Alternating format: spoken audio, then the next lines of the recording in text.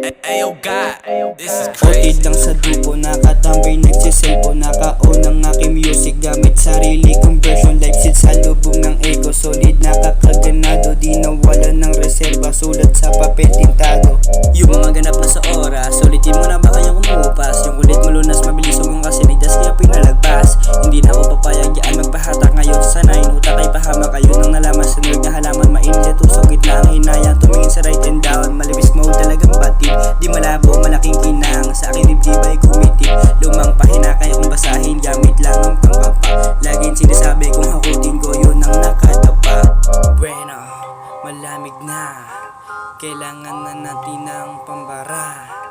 Painitin na natin ang gabi, habang nagsosolo lang sa tabi.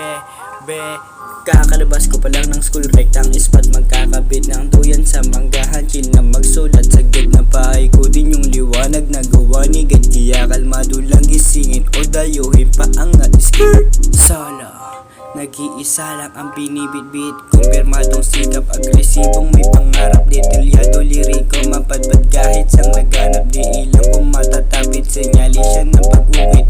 Uwit na lihis, ro paggalante, naging bibo ko binsidong di inis to lumayo sa mga di ko. Di